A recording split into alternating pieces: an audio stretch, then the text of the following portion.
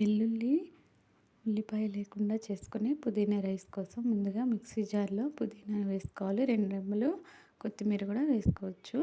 ఈ విధంగా మిక్సీ పట్టుకోవాలి. ఆ తర్వాత ప్యాన్లో ఆయిల్ వేసుకొని హోల్ బిర్యానీ మసాలా మొత్తం వేసుకొని పసుపు కూడా వేసుకొని వేయించుకున్న తర్వాత ముందుగా కట్ చేసి పెట్టుకున్న ఆలుగడ్డ ముక్కలు, క్యారెట్ ముక్కలు కూడా వేసి వేయించుకోవాలి.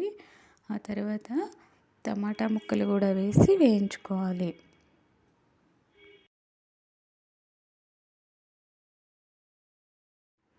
ఈ విధంగా బాగా వేగిన తర్వాత మనం ముందుగా మిక్సీ పట్టుకున్న ఈ పుదీనా అని వేసుకోవాలి. ఇది కూడా బాగా పచ్చివాసన పోయే వరకు వేయించుకోవాలి.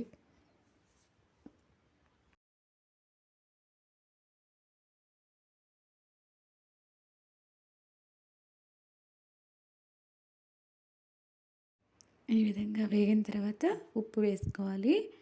ఆ తర్వాత కారం కూడా వేసుకోవాలి. కొంచెం గరం మసాలా వేసుకోవాలి. కలుపుకొని 5 మినిట్స్ తర్వాత వాటర్ పోసుకోవాలి. బియ్యానికి సరిపడా వాటర్ పోసుకోవాలి. ఆ తర్వాత కొత్తిమీర కూడా వేసుకోవాలి. వేసుకున్న తర్వాత ఈ నీళ్ళు బాగా మరగాలి.